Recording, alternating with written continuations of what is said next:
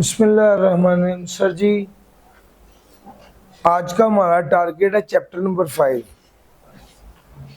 Chapter number 5 से बहुत frequently नहीं, हर अटेम्प्ट में सवाल आना ही होता है।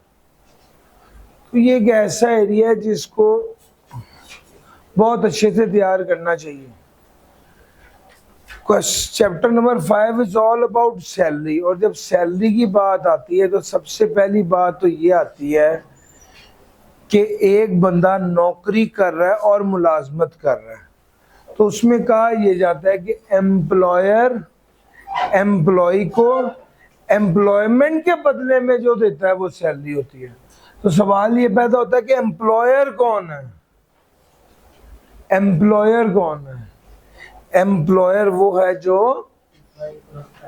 एम्प्लॉय को नौकरी पर रखता है, और एम्प्लॉय कौन है? वो बंदा जो काम करता है और उसके बदले में पैसे लेता है। और एम्प्लॉयमेंट क्या है? नौकरी, जो काम वो कर रहा होता है जिसके बदले में पैसे लेता है। एम्प्लॉयमेंट की जब हम बात करते हैं तो वो खास तौर पे कैटेगराइज कर देता है और कहता है भाईजान, अगर कोई बंदा कंपनी का मुलाजिम है, अगर कोई बंदा डायरेक्टर है, अगर किसी बंदे को फिक्स सैलरी मिल रही है, या अगर कोई बंदा सरकारी मुलाजिम है, तो इसको एम्प्लॉय समझा जाएगा, ये एम्प्लॉयमेंट में है। डायरेक्टर ऑफ द कंपनी, दूसरा क्या कहा? फिक्स्ड रेम्युनरेशन, और तीसरा क्या कहा? होल्डिंग और acting in any public office. तो इसको कहा जाएगा ये एम्प्लॉयमेंट।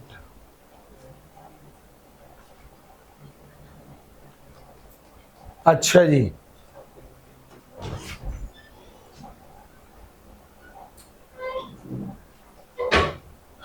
अब सवाल ये है कि अंडर द हेड सैलरी कौन कौन सी चीजें शामिल होती हैं। तो हमने कहा भैया, पे, वेज, लीव पे, ओवरटाइम, बोनस, कमीशन, फी, ग्रेचुटी और वर्क कंडीशन सप्लीमेंट, ये सारी चीजें अंडर द हेड सैलरी आती हैं। और फिर उसके बाद हमने कहा था कि यार बेनिफिट्स दो तरह के होते हैं। एक बेनिफिट होता है जो एम्प्लॉयर एम्प्लॉय को सहूलत देता है, उसको परक्विजिट कहते हैं। आपके एम्प्लॉयर ने आपको घर दिया है, आपके एम्प्लॉयर ने आपको रिहाइश दी है, आपके एम्प्लॉयर ने आपको सवारी दी है, कन्वेंस दिया, आपके एम्प्लॉयर ने आपको बिजली पानी गैस फ्री दिया, आपके एम्प्लॉयर ने आपको इलाज की सहूलत दी है। ये सारी सहूलियात है। अच्छा, इसके अंदर पैसा, ये सहूलियात जो दी जा रही हैं, इसकी दो किस्में होती हैं। बाज़ औक़ात आपके एम्प्लॉय ने आपको गाड़ी दे दी है कि आप सफर करें, ऑफिस आए ऑफिस जाएं, ये एक सहूलत है। और बाज़ औक़ात वो कहता है आपके एम्प्लॉयर ने आपको बिजली पानी गैस दे दिया है, जितना मर्जी इस्तेमाल करो, तो ये एक सहूलत है। हाँ, बाज़ औक़ात आपका एम्प्लॉयर ये भी कह देते कि बिजली पानी गैस जितना इस्तेमाल कर लो, आप बिल ला के उनको देते हैं और उसके बदले में वो पैसे दे देते हैं। सर, ये है सहूलत ही, मगर ये पैसे की सूरत में आपको मिलती है। आपको आपके एम्प्लॉयर ने कहा कि आप का मेडिकल सारी हम देंगे, आप एक्सीडेंट हो गया, बीमार हो गए, आपका मेडिकल ट्रीटमेंट हुआ, मेडिकल ट्रीटमेंट अस्पताल से हुआ, उसका बिल आपने अपने एम्प्लॉयर को दिया और उसने पैसे दे दिए, तो ये सहूलत ही है, लेकिन ये पैसों की सूरत में मिल रही। ऑन द अदर हैंड, बाज़ औक़ात आपके एम्प्लॉयर ने आपको रिहाइश दे दी है, अब उसने रहने के लिए जगह दी है, अब पैसे नहीं दे रहा, वो रहने की जगह दी। ऐसा हो जाता है कि एम्प्लॉयर के अपने पास मकान होता है खाली और वो आपको रहने के लिए दे देता है, तो ये एक परक्विजिट है, इसको कन्वेंस बोलते हैं। सर जी, एकोमोडेशन, एकोमोडेशन किसको कहते हैं? रिहाइश को।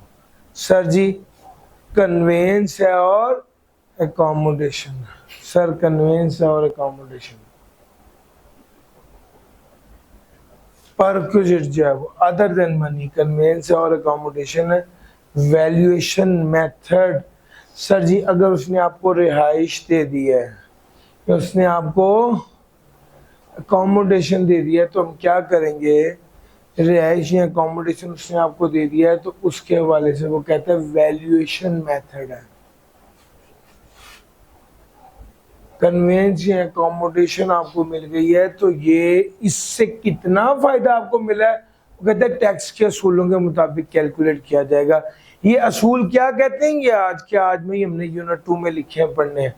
लेकिन ये बात समझ लीजिए कि अगर आपका एम्प्लॉयर आपको सहूलत दे रहा है और वो पैसों की सूरत में दे रहा है तो वो आपकी इनकम में शामिल होकर टैक्स होगा। आपका एम्प्लॉयर किसी सहूलत के लिए पैसे दे रहा है तो वो भी आपकी इनकम में शामिल होकर टैक्स होगा। आपका एम्प्लॉयर आपको कोई सहूलत दे रहा है जो अदर देन पैसे हैं तो कन्वर्ट देखा जाएगा टैक्स के असूल के मुताबिक कि इससे मुराद कितना फायदा है। बहरहाल जितना फायदा भी आपका एम्प्लॉयर आपको देगा, चाहे वो पैसों की सूरत में हो या सहूलियात की सूरत में, वो आपकी इनकम में शामिल होकर टैक्स होगा।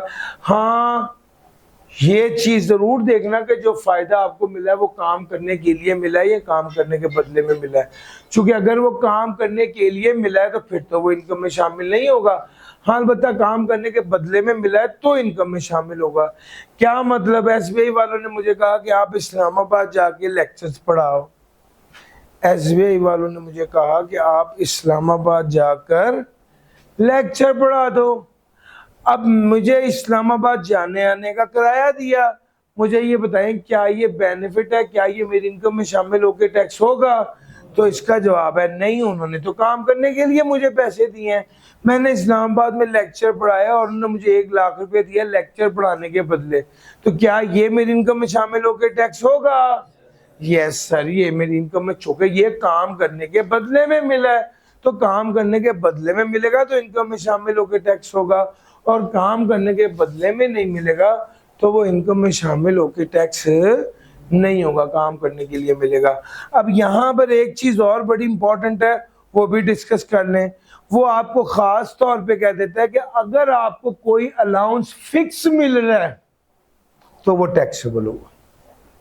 मिसाल के तौर पे मैं हर रोज एसबीआई आता हूं और घर जाता हूं। अच्छा, और एसबीआई वालों ने मुझे कहा है कि आप आए ना आए, देर से आए सवेर से, हम हर महीने आपको 50,000 रुपए देंगे जाने आने का खर्चा। अब अगर वो आपको फिक्स 50,000 दे रहे तो वो आपकी इनकम में शामिल होकर टैक्स होगा। एक पास पेपर है, बासित वाला सवाल है, उसमें उसने कहा था कि 5% ऑफ बेसिक सैलरी एम्प्लॉय को मिलता है कन्वेंस का। तो याद रखिएगा वो जो 5% ऑफ बेसिक सैलरी वो भी फिक्स है, आपकी इनकम में शामिल होकर टैक्स होगा। तो भाई ये सारी बातें उसने डिस्कस कर ली। प्रॉफिट इन ल्यू और इन एडिशन टू सैलरी, ये अगली बात है। प्रॉफिट इन ल्यू और इन एडिशन टू सैलरी, वो कहता है प्रॉफिट इन ल्यू और इन एडिशन टू सैलरी, अगर एक एम्प्लॉयर, इन ल्यू कहते हैं की जगह पर और इन एडिशन कहते हैं के अलावा, यानी सैलरी के अलावा अगर आपको कोई और बेनिफिट मिल रहा है या सैलरी के साथ साथ आपको कोई और बेनिफिट मिल रहा है तो वो भी आपकी इनकम में शामिल होकर टैक्स होगा। क्या बेनिफिट हो सकता है? सर जी, एम्प्लॉयर एम्प्लॉय को कहता है तुम मेरे पास काम करो, मैं तुम्हें 50,000 रुपए दूंगा। उसको तोड़ने के, उसको बुलाने के, उसको अपनी कंपनी में लेके आने के बदले में जो पैसे मिलते हैं वो भी इनकम में शामिल होकर टैक्स होते हैं। एम्प्लॉयर एम्प्लॉय को कहते हैं तुम फला मेरी शराइत के मुताबिक काम करो, तो उसके बदले में उसको पैसे मिलते हैं, वो भी उसकी इनकम में शामिल होता है। एम्प्लॉयर एम्प्लॉय को कहता है कि तुमने मेरे पास काम करना है और कहीं काम ना करो, यानी वो किसी चीज से रोकता है, यार मेरा पॉइंट समझ आ रहा है, उसके बदले में पैसे मिलते हैं। वो ये कि किसी काम को करना के लिए, किसी अपनी कंपनी में लाने के लिए, किसी काम को करवाने के लिए, किसी काम को रोकने के बदले में अगर एम्प्लॉय को पैसे मिलते हैं तो वो उसकी इनकम में शामिल होके टैक्स होते हैं। अगर एम्प्लॉयर एम्प्लॉय को कंपनी से निकाल देता है तो उस केस में जो बेनिफिट होता है वो भी उसकी इनकम में शामिल होके टैक्स होता है। इसको कहते हैं टर्मिनेशन बेनिफिट। अच्छा, अगर एम्प्लॉय को रिटायर हो जाता है एम्प्लॉय और उसके बदले में उसको पैसे मिलते हैं, तो वो एक बेनिफिट उनमें से होता है प्रोविडेंट फंड। तो प्रोविडेंट फंड जो मिलता है वो भी इनकम में शामिल होके टैक्स होता है। किस तरह टैक्सेबिलिटी होती है, यहाँ पर एक छोटी सी बात लिखी हुई है, लेकिन मैं आपको सारी डिटेल यूनिट नंबर 3 में अभी इंशाल्लाह थोड़ी देर में बता दूंगा। सर, अगर एम्प्लॉयर एम्प्लॉय को पेंशन देता है, एम्प्लॉयर एम्प्लॉय को पेंशन दे देता है, एम्प्लॉयर एम्प्लॉय को महीने की फिक्स अमाउंट दे देता है, एन्युटी दे देता है, तो वो भी इनकम में शामिल होकर टैक्स होती है। सर, एन्युटी और पेंशन में क्या फर्क होता है? पेंशन की मुद्दत का नहीं पता होता कि वो 5 साल है, 10 साल है, 15 साल है, लेकिन एन्युटी की मुद्दत का पता होता है कि ये 3 साल के लिए, 5 साल के लिए। बहरहाल पेंशन हो या एन्युटी हो, अगर आपका एम्प्लॉयर आपको दे रहा हो तो आपकी इनकम में शामिल होकर टैक्स होता है। अगली बात उसने कही, और वो बात की एम्प्लॉय शेयर स्कीम की। एम्प्लॉयर एम्प्लॉइज को शेयर दे देता है तो वो भी उसकी इनकम में शामिल होकर टैक्स होता है। और आखिरी बात कही टैक्स की, एम्प्लॉयर एम्प्लॉय को कोई बेनिफिट दे देता है, एम्प्लॉयर एम्प्लॉय को कोई बेनिफिट दे देता है टैक्स से रिलेटेड, एम्प्लॉयर एम्प्लॉय को टैक्स से रिलेटेड कोई बेनिफिट दे देता है। यानी मेरी सैलरी थी 10 लाख रुपए, इस पे टैक्स लगना था 3 लाख रुपए, वो 3 लाख रुपए एसबीआई वालों ने मेरा अदा कर दिया, तो इसका मतलब है 3 लाख के बराबर वो बेनिफिट मुझे हो गया और मेरी इनकम में शामिल होके टैक्स होगा। सर जी, ये सारी बात आपके साथ कर ली, तो अब आगे चलते हैं बात करते हैं डेफिनेशन। ये जो अभी तक मैंने बात की है, पता है ये क्या बात की है? ये सिर्फ अभी तक इतनी सी बात की है कि अंडर द हेड सैलरी क्या क्या आएगा, अंडर द हेड सैलरी क्या क्या आएगा। सर जी, अब मैं अगली बात करने लगा हूँ, सैलरी पे टैक्स किस बेस पर लगता है? तो इसका जवाब है सैलरी पे टैक्स रिसीट बेस पर लगता है। क्या समझा जाएगा? कब अली इमरान को सैलरी मिल गई? कल भी ये बात हुई थी, जब अली इमरान ने एक्चुअल में जाके पैसे वसूल किए, सैलरी मिल गई। जब अली इमरान ने फोन पे कहा मेरे भाई को सैलरी का चेक दे दो, जब इन्होंने मेरे भाई को सैलरी का चेक दिया, समझा जाएगा मुझे सैलरी मिल गई। जब अली इमरान को फोन करके कहा सर आपकी सैलरी का चेक आ गया, समझा जाएगा सैलरी मिल गई। सर ये 1 2 3 3 बातें। Actually received by the person, applied on behalf or at the instruction of the person or under any law, made available to the person. Sir, salary is taxed on receipt basis. A person shall be treated to have received an amount, benefit or perquisite if it is actually received by the person, applied on behalf or at the instruction of the person or made available to the person. 1 2 3 ये हो जाएगा basis of chargeability. यहाँ पर एक बड़ी कीमती discussion है, और वो ये कि सर अली इमरान की सैलरी है 1 लाख रुपए, 10,000 का टैक्स कटने के बाद अली इमरान को 90,000 रुपये मिलता है। सवाल ये पैदा होता है कि क्या समझा जाएगा, कितनी इनकम, सवाल ये पैदा होता है क्या समझा जाएगा, मैंने कितने पैसे वसूल किए, 1 लाख रुपए या 90,000 रुपये? सर जी, ये जो टैक्स कटा समझा जाएगा, ये चूंकि अंडर एनी लॉ कटा तो ये समझा जाएगा वो मैंने वसूल किया है, समझ गए, वो मैंने वसूल किया है।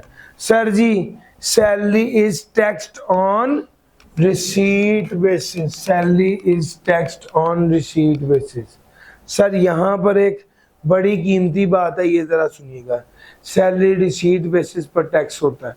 इसका मतलब ये है कि जितने पैसे 2024 में 8 माह की सैलरी वसूल की थी और 4 माह की सैलरी वसूल नहीं की थी, तो सैलरी वसूल 8 लाख रुपए भी थी और 8 लाख के अमाउंट पे टैक्स लेगा।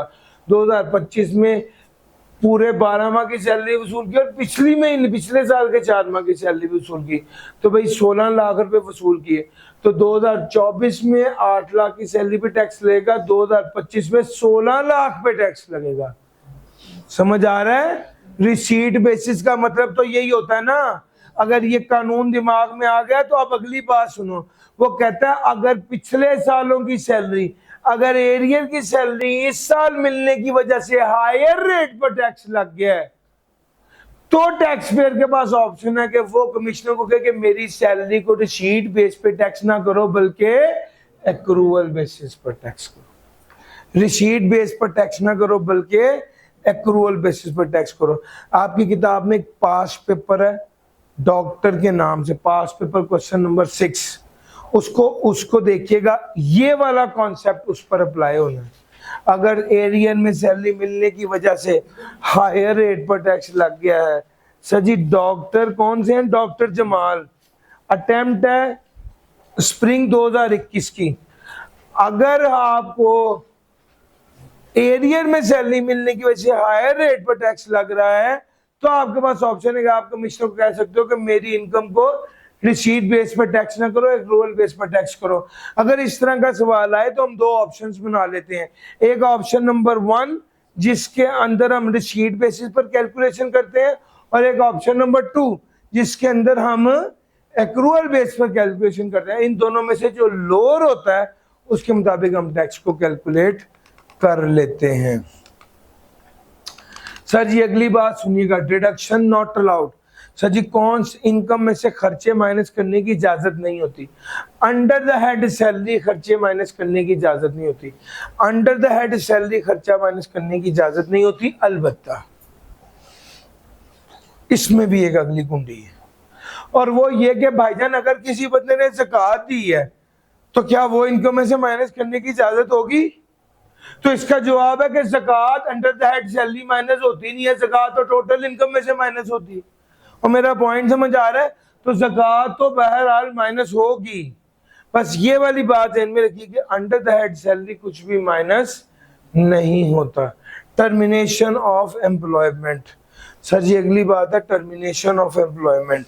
सर टर्मिनेट कहते हैं खत्म करने को, टर्मिनेट कहते हैं खत्म करने को।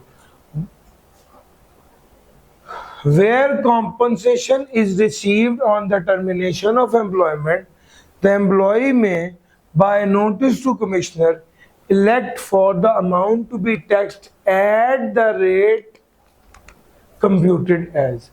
अगर compensation receive हो गई है termination of employment के केस में तो employee by notice to the commissioner elect for the amount to be taxed at the rate computed below। हाँ अब अगली बात सुन लो कि जी टर्मिनेशन ऑफ बेनिफिट में सबसे पहली बात तो ये देखो कि अगर तो एम्प्लॉय की अपनी गलती हो, मिसकंडक्ट हो, खराबी हो, नेग्लिजेंस हो तो फिर तो उसे निकाल देते हैं कि दफा ही हो जाओ, फिर इस केस में किसी को कुछ नहीं मिलेगा।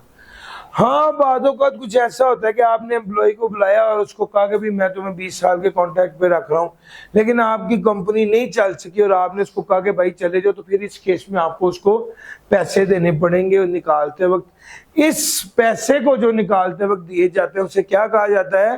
गोल्डन हैंडशेक कहा जाता है। इसका एक नाम एक्स ग्रेशिया पेमेंट भी है। तो अगर एक्स ग्रेशिया पेमेंट का लफ्ज आ जाए तो परेशान नहीं होना, वो भी बुनियादी तौर पे गोल्डन हैंडशेक ही होता है। और इसमें खास बात यह है कि गोल्डन हैंडशेक हो या एक्स ग्रेशिया पेमेंट हो, ये जब जिस बंदे को मिलती है उसके पास दो ऑप्शन होती है, चाहे तो इस अमाउंट को रिसीट बेस पर टैक्स कर ले, चाहे तो इस अमाउंट को रिसीट बेस पर टैक्स कर ले एनटीआर के तौर पे, चाहे तो इस अमाउंट को सेपरेट ब्लॉक आइटम के तौर पे टैक्स कर ले। क्या मतलब? सर जी इसमें आपके पास दो ऑप्शन होती हैं, आप गोल्डन हैंडशेक को एनटीआर के तौर पे भी टैक्स कर सकते हैं, सेपरेट ब्लॉक आइटम के तौर पे भी टैक्स कर सकते हैं। एनटीआर के तौर पे टैक्स करने का मतलब है कि आप सेपरेट ब्लॉक आइटम को आप यहां पर लिखेंगे सैलरी, यहां पर लिखेंगे गोल्डन हैंडशेक, इसको टोटल इनकम बनाएंगे, इसी को टैक्सेबल इनकम बनाएंगे, इसी पर रेट अप्लाई करेंगे तो टैक्स लायबिलिटी निकल आएगी। अच्छा आपके पास एक ऑप्शन ये भी है कि आप इसको सेपरेट ब्लॉक आइटम के तौर पे ट्रीट करें, सैलरी लिखें, गोल्डन हैंडशेक लिखें, टोटल इनकम बनाएं, यहां पे गोल्डन हैंडशेक को सेपरेट ब्लॉक आइटम के तौर पे ट्रीट करके लेस कर दें और यहां पर टैक्सेबल इनकम बना दें और फिर टैक्स लायबिलिटी निकाल लें और टैक्स लायबिलिटी निकालने के बाद फिर टैक्स ऑन है गोल्डन हैंडशेक कैलकुलेट करें। अब सवाल ये कि टैक्स ऑन गोल्डन हैंडशेक पर कौन सा रेट लगेगा, गोल्डन हैंडशेक के अमाउंट पर कौन सा रेट लगेगा। उसने कहा ये रेट ऐसे कैलकुलेट होगा, पिछले 3 साल की टैक्स लायबिलिटी डिवाइडेड बाय पिछले 3 साल की टैक्सेबल इनकम, इसको मल्टीप्लाई बाय 100 करेंगे तो इस रेट को अप्लाई करेंगे for the purpose of calculating tax on golden handshake, और फिर इन दोनों को टोटल करेंगे, देखेंगे सेपरेट ब्लॉक आइटम वाला अमाउंट ज्यादा है या एनटीआर वाली टैक्स लायबिलिटी ज्यादा है।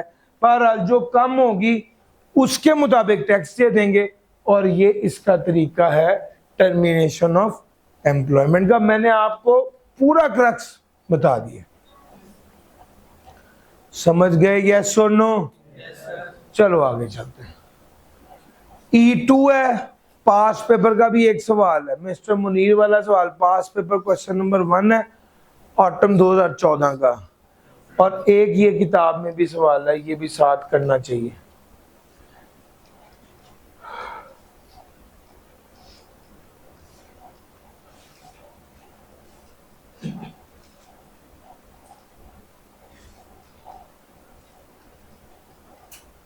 अच्छा, ये एक छोटी सी डिस्कशन है टैक्स बॉन्ड बाय एम्प्लॉयर की। ये जो टैक्स बॉन्ड बाय एम्प्लॉयर की डिस्कशन है, इसके हवाले से मैं आपको एक वीडियो शेयर करूंगा, वो देखिएगा, चूंकि ये एक अलहदा टॉपिक है और इसकी कैलकुलेशन को करते करते काफ़ी टाइम लग जाता है, तो इसकी मैं वीडियो ही शेयर करता हूँ रूटीन में, और अब भी करूँगा। अलबत्ता अब आगे चल रहा हूँ। और अमाउंट और परक्विजिट वेल ट्रीटेड रिसीव्ड, कब समझा जाएगा पैसे वसूल हो गए, परक्विजिट वसूल हो गया। एसबीआई वालों ने मुझे गाड़ी दी, कब समझा जाएगा गाड़ी मैंने वसूल कर ली है, मेरी इनकम में शामिल होकर टैक्स होगी। जब मैंने गाड़ी वसूल की, जब मेरे भाई ने गाड़ी वसूल की, यानी मेरे एसोसिएट ने गाड़ी वसूल की, जब ड्राइवर ने मेरे कहने पर गाड़ी वसूल की, और जब ड्राइवर ने मेरे भाई के कहने पर गाड़ी वसूल की। 4 बातें कही, एम्प्लॉई, एम्प्लॉय का एसोसिएट, थर्ड पर्सन एम्प्लॉय के कहने पर, थर्ड पर्सन एम्प्लॉय के एसोसिएट के कहने पर। कब समझा जाएगा मैंने गाड़ी वसूल की, जब एम्प्लॉयर ने मुझे गाड़ी की चाबी दी, जब एम्प्लॉयर के एसोसिएट ने मुझे गाड़ी की चाबी दी, जब थर्ड पर्सन ने एम्प्लॉयर के एसोसिएट की हैसियत से, जब थर्ड पर्सन ने एम्प्लॉयर के कहने पर मुझे गाड़ी की चाबी दी, जब थर्ड पर्सन ने एम्प्लॉयर के एसोसिएट के कहने पर मुझे गाड़ी की चाबी दी। सर समझ आ रहा है? 4 और 4 8 चीजें हो गई। और 9वीं चीज क्या है?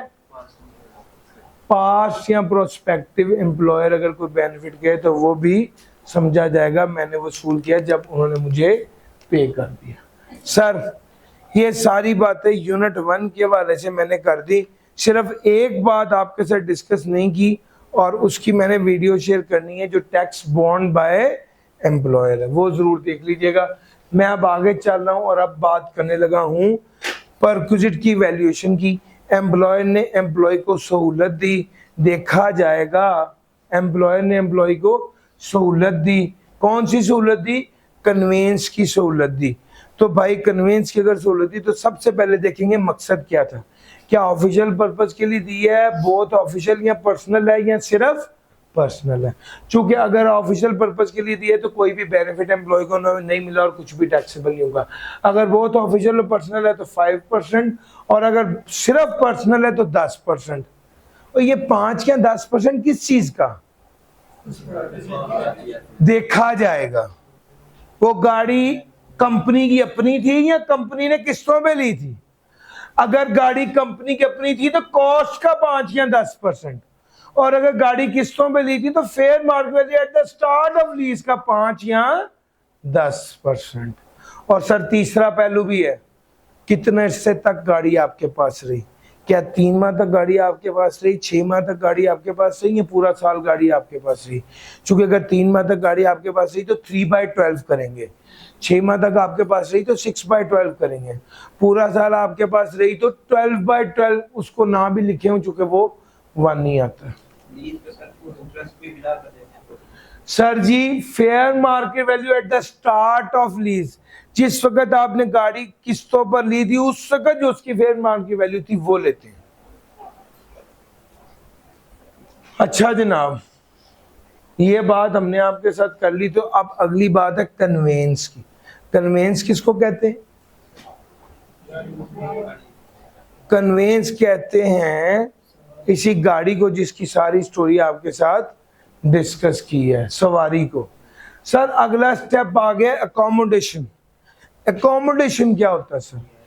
एकोमोडेशन कहते हैं रिहाइश को। एकोमोडेशन किसको कहते हैं? रिहाइश को। अगर एकोमोडेशन या housing is provided by an employer to an employee, the amount chargeable to tax shall be higher of amount that would be paid if accommodation was not provided. Sir जी अगर रिहाइश provide की गई है तो उसमें वो कहता है कि अमाउंट पे की जाए अगर अकोमोडेशन ना प्रोवाइड की जाती। या 45% ऑफ मिनिमम टाइम स्केल या basic salary if there is no minimum time scale. अगर अकोमोडेशन या housing is provided by an employer to an employee, तो कितना बेनिफिट समझा जाएगा एम्प्लॉय को मिला है? तो उसने कहा अमाउंट पे की जाती है अगर अकोमोडेशन ना दी जाती, या 45% ऑफ मिनिमम, यानी जो रिहाइश दी गई है उसकी फेयर मार्केट वैल्यू या 45% of minimum time scale whichever is higher. अब यहां पर एक सवाल पैदा होता है, सर ये मिनिमम टाइम स्केल क्या होता है? मिनिमम टाइम स्केल जब सरकारी लोग नौकरी करते हैं, फॉर एग्जाम्पल 18वें ग्रेड का अफसर है, उसकी कम से कम सैलरी 2 लाख है, 25,000 रुपए का इंक्रीमेंट मिलेगा और मैक्सिमम सैलरी 4 लाख है। तो इस 18वें स्केल की कम से कम सैलरी कितनी है? 2 लाख। तो ये 2 लाख मिनिमम टाइम स्केल होता है कि 18वें स्केल का मुलाजिम है, सैलरी है 3.25 लाख। लेकिन जब हम अकोमोडेशन के बेनिफिट के लिए कैलकुलेशन कर रहे होते हैं तो हम उसके ग्रेड की मिनिमम सैलरी को 45% लेते हैं। और समझ गए? तो भैया 45% ऑफ मिनिमम टाइम स्केल। और अगर वो सरकारी मुलाजिम है ही नहीं तो फिर मिनिमम टाइम स्केल भी नहीं होगा। मिनिमम टाइम स्केल नहीं होगा तो क्या लेंगे? Basic salary. कुछ ऐसे केसेस हैं जहां पे वो खास तौर पे कह देता है कि भाई ये तो रूरल एरिया है, यहाँ पर 45% नहीं लगना बल्कि 30% लगना। तो फिर उस केस में वो खुद आपको बता देगा और जब बताएगा तो फिर 45% नहीं बल्कि 30% देंगे। सर जी ये अकोमोडेशन की बात थी। अब जरा अगली बात समझना, एम्प्लॉय ने एम्प्लॉयर को एम्प्लॉयर ने कहा कि तुम्हारा जितना बिजली का बिल आएगा मैं दूंगा। तो जी बिल आ गया 1 लाख रुपए का, किसने अदा करना है? एम्प्लॉयर ने अदा करना। एम्प्लॉयर ने एम्प्लॉय का 1 लाख का बिल अदा करना है। कितने का फायदा हो गया? एम्प्लॉय ने एम्प्लॉय का बिल अदा करना है। एम्प्लॉयर ने 1 लाख अदा कर दिया, कितने का फायदा हो गया? 1 लाख का फायदा हो गया जो टैक्सेबल होगा। हाँ केस नंबर 2, एम्प्लॉय को एम्प्लॉयर ने कहा कि जितना बिल आएगा आधा मैं दूंगा। बिल आया 1 लाख रुपया, एम्प्लॉयर कितना देगा? 50,000। जितना एम्प्लॉयर देगा वो उसकी इनकम में शामिल होकर टैक्स होगा। एम्प्लॉय को एम्प्लॉयर ने कहा जितना बिल आया पहला 10,000 तुम देना बाकी मैं दूंगा। बिल 1 लाख का आ गया तो एम्प्लॉयर ने कितना दिया? एम्प्लॉयर ने कहा 90,000। लेट से मैंने एग्जांपल दी, पहला 10,000 तुम देना बाकी मैं दूंगा, तो 90,000 रुपए का बिल अगर एम्प्लॉयर ने दिया तो वो उसकी इनकम में शामिल होकर टैक्स होगा।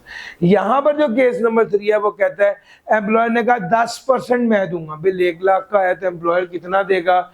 10,000। सर एम्प्लॉयर एम्प्लॉई को जितना फायदा देगा वो एम्प्लॉय की इनकम में शामिल होकर टैक्स होगा। Same goes with domestic servant. घरेलू मुलाजिम था, उसकी तनख्वाह अगर एम्प्लॉयर दे रहा है तो एम्प्लॉय की इनकम में शामिल होकर टैक्स होगी। हाँ अगर उसकी आधी तनख्वाह दे रहा है तो आधी तनख्वाह इनकम में शामिल होकर टैक्स होगी। सर याद रखिएगा डोमेस्टिक सर्वेंट वाली बात में कीमती बात यह है कि डोमेस्टिक सर्वेंट में होता है घरेलू मुलाजिम। अब अगर मैं काम कर रहा हूं, मेरे साथ मेरे टीए वर्किंग कर रहे हैं, तो टीए की सैलरी क्या मेरी इनकम में शामिल होकर टैक्स होगी? The answer is no. क्यों? डोमेस्टिक कहते हैं घरेलू को। सर अगर मेरे घर का सिक्योरिटी गार्ड है, अगर मेरे घर का कुक है, शेफ है, खानसामा है, गार्डनर है, ये सारे जो घरेलू मुलाजिम होते हैं ना, ये जो सैलरी होती है वो एम्प्लॉय की सैलरी की इनकम में, एम्प्लॉय की इनकम में शामिल होकर टैक्स होती है, लेकिन जो खुद सरकारी, जो खुद वर्किंग के लिए असिस्ट कर रहा है उसकी नहीं सर। उसके बाद आ गए utilities and services of domestic servant. Utilities include electric, gas, water and telephone. Domestic servant, ये दोनों बातें आपको बता दी थी। अब एक अगले पॉइंट की तरफ चल रहा हूं और अगला पॉइंट है लोन फ्रॉम एम्प्लॉयर। सर जी, आप एम्प्लॉयर से लोन लेते हैं तो 3 तरह का लोन हो सकता है। एक लोन है इंटरेस्ट फ्री, एक लोन है कंसेशनल, और तीसरा कौन सा लोन है? Above benchmark. सर अगर इंटरेस्ट फ्री लोन एम्प्लॉयर ने एम्प्लॉय को दिया हुआ है, एम्प्लॉयर ने एम्प्लॉय को इंटरेस्ट फ्री लोन दिया हुआ है, तो कितने का लोन मिला हुआ है? लेट्स से 20 मिलियन का लोन था, इंटरेस्ट फ्री लोन दिया हुआ है, तो कितने का फायदा मिल रहा है? 10% बेंचमार्क रेट के हिसाब से फायदा मिलता है। वो फायदा एम्प्लॉय की इनकम में शामिल होगा और टैक्सेबल होगा under that salary. Case number 2, आमतौर पे मार्केट से लोन मिल रहा है 10% का, लेकिन एम्प्लॉयर ने एम्प्लॉय को रियायती लोन दिया, कंसेशनल लोन दिया, किस रेट पर? 4% पे। तो सर कितने का फायदा मिल रहा है? 6% का। तो ये इनकम में शामिल होगा। एम्प्लॉयर ने एम्प्लॉय को लोन दिया 12% के हिसाब से, तो कितने का फायदा मिल रहा है? कोई फायदा मिल ही नहीं रहा। सर याद रखिएगा, बेनिफिट कितना है? केस नंबर 1 में 2 मिलेगा, केस नंबर 2 में 12 लाख का, केस नंबर 3 में कोई बेनिफिट नहीं है, कुछ भी टैक्सेबल नहीं होगा। सर यहाँ पर आप ये सवाल कर सकते हैं कि सर जी अगर बेनिफिट ही नहीं मिल रहा तो एम्प्लॉय एम्प्लॉयर से लोन क्यों लेगा? वो बैंक से ही ले ले। तो इसका जवाब ये कि सर बैंक की ना और शराइत बड़ी होती हैं। आप अपनी जायदाद लाएं, आप अपने डॉक्यूमेंट जमा कराएं, तो फिर बैंक तो एतमाद नहीं करता आप पे, लेकिन आपका एम्प्लॉयर आप पे एतमाद कर लेता है। ये इसलिए होता है सर। पेमेंट, अगर इंटरेस्ट फ्री लोन है तो कुछ भी नहीं, अगर कंसेशनल लोन है तो 8 लाख, अगर अबव बेंचमार्क है तो 24 लाख। सर जी अगर इंटरेस्ट फ्री लोन है, कंसेशनल लोन है या अबव बेंचमार्क है, अगर इंटरेस्ट फ्री लोन है तो पेमेंट तो कुछ नहीं करनी होगी। अगर कंसेशनल लोन है 12 लाख का फायदा हुआ है, 8 लाख की पेमेंट करनी होगी, और अगर अबव बेंचमार्क है तो पूरे 24 लाख की। यार मेरा पॉइंट समझ आ रहा है? अब इसमें मैंने आपको 3 बातें बतानी है। बात नंबर 1, अगर एम्प्लॉयर ने एम्प्लॉय को इंटरेस्ट फ्री लोन दिया तो 10% के हिसाब से फायदा एम्प्लॉय को हुआ, वो उसकी इनकम में शामिल होकर टैक्स होगा। बात नंबर 2, अगर एम्प्लॉयर ने एम्प्लॉय को कंसेशनल लोन दिया तो जितनी रियायत की है उतने हिसाब से फायदा एम्प्लॉय की इनकम में शामिल होकर टैक्स होगा। ये दोनों बातें समझ आ गई। उसके बाद है बात नंबर 3, हाँ अगर लोन 1 मिलियन था तो कुछ भी taxable under the head salary नहीं होगा। बात नंबर 4, अगर एम्प्लॉय ने सूद लेने से इनकार कर दिया, एम्प्लॉय का अपना सूद लेना बनता था, उसने एम्प्लॉयर से सूद नहीं लिया, इसके जवाब में एम्प्लॉयर ने भी उसे इंटरेस्ट फ्री लोन दिया, तो इस केस में जो फायदा होगा वो taxable under the head salary नहीं। 4 बातें होगी। 5वीं बात, अगर 5वीं बात सुनो, हाँ 5वीं बात है कि एम्प्लॉय ने एम्प्लॉयर से लोन लिया। कौन सा लोन था? कंसेशनल या इंटरेस्ट फ्री लोन। उस लोन से एसेट खरीदा। इंटरेस्ट फ्री या कंसेशनल लोन से एसेट खरीदा, एसेट से इनकम जनरेट हुई। इंटरेस्ट फ्री या कंसेशनल लोन से एसेट खरीदा, एसेट से इनकम जनरेट हुई, जो इनकम जनरेट हुई वो टैक्सेबल इनकम थी। उस इनकम में से इंटरेस्ट क्या होगा? लेस होगा। इंटरेस्ट फ्री या कंसेशनल लोन था, उससे एसेट खरीदा, एसेट से इनकम जनरेट हुई, उस इनकम में से इंटरेस्ट लेस करने की इजाजत होगी या नहीं? तो इसका जवाब है उस इनकम में से इंटरेस्ट माइनस करने की इजाजत होगी। कीमती बात। एग्जाम्पल दूं, आपने लोन लिया, अली इमरान ने एसबीआई से 2 करोड़ रुपए का लोन ले लिया।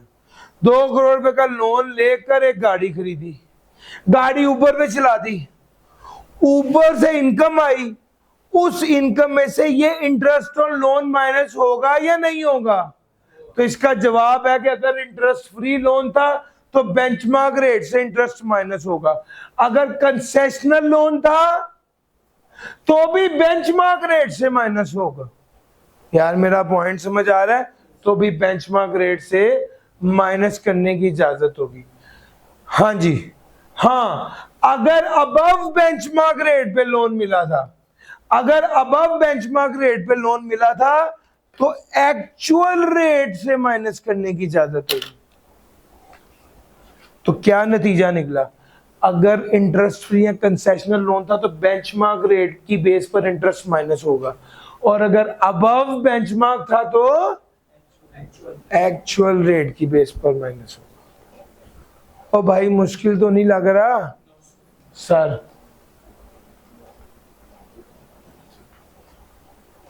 ये मैंने आपको इंटरेस्ट फ्री या कंसेशनल लोन की सारी बात बता दी। अब अगली बात सुनो सर, कोई सवाल पूछना है? कोई सवाल भाई आपने पूछना है? क्लियर है भाई? चलूं आगे? लो सर, ऑब्लिगेशन वेवर या सेटलमेंट? ऑब्लिगेशन वेवर या सेटलमेंट। मैं अपने एम्प्लॉयर से 2 करोड़ का लोन लिया और 3 माह बाद उन्हें जाकर कहा कि मुझे माफ कर दें, उन्होंने मुझे माफ कर दिया। कितने का फायदा हो गया?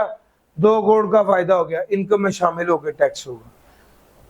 अगर मैंने बैंक से 2 करोड़ का लोन लिया था और मेरे एम्प्लॉयर ने वो लोन अदा कर दिया, वेवर होता है माफ करना, सेटल होता है अदा करना। यार मेरा पॉइंट समझ आ रहा है? अगर एम्प्लॉयर रीपे करता है डेट या obligation of the employee to another person, the amount repaid will also be included in the employee salary income.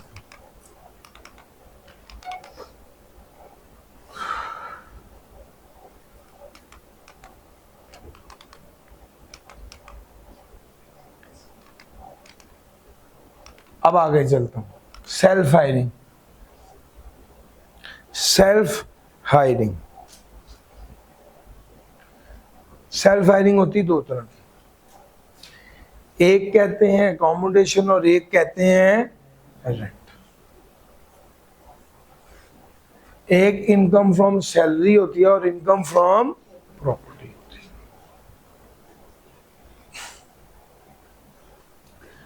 अगर सेल्फ हायरिंग का केस मैं पहले आपको बताता हूं, फिर बताता हूं कि सर अली इमरान को एसबीआई वालों ने कहा था आप 2026 में आपको हम घर देंगे रहने के लिए। जब 2026 आया तो मैंने इनको कहा भाई मुझे घर तो आपने वादा किया था, तो इन्होंने कहा यार हम कोई पोर्शन देख रहे हैं, यहाँ पे एक कनाल का पोर्शन आपको रहने के लिए दे देते हैं। तो मैंने इनको कहा कि अगर आपने किसी से ही किराए पे कर लेना है तो मुझसे मेरा ही घर किराए पर लेकर मुझे एज अकोमोडेशन दे दो। एम्प्लॉयर एम्प्लॉय से एम्प्लॉय का अपना घर किराए पर लेकर उसे ही एज अकोमोडेशन दे दे, इसको कहते हैं सेल्फ हायरिंग। यहां पे 2 तरह के फायदे होते हैं। एक फायदा क्या हुआ? एकोमोडेशन का फायदा हुआ। एक फायदा क्या हुआ? सर आपके एम्प्लॉयर ने, एम्प्लॉयर की हैसियत से आपको रिहाइश मिली है और आपका एम्प्लॉयर आपका किराएदार भी है, आपका एम्प्लॉयर आपका किराएदार भी था, उसने किराएदार की हैसियत से आपको किराया दिया, जो किराया दिया वो इनकम फ्रॉम प्रॉपर्टी के हेड में जाएगा और जो रिहाइश दी वो इनकम फ्रॉम सैलरी के हेड में जाएगी। इस सारे को कहते हैं सेल्फ हायरिंग। इसको क्या कहते हैं? Self hiring. अच्छा जी, फिर आगे अगर आपका एम्प्लॉयर आपको कोई प्रॉपर्टी दे दे, अब याद रखिएगा, आपका एम्प्लॉयर आपको कोई जगह रहने को दे दे तो वो एकोमोडेशन है।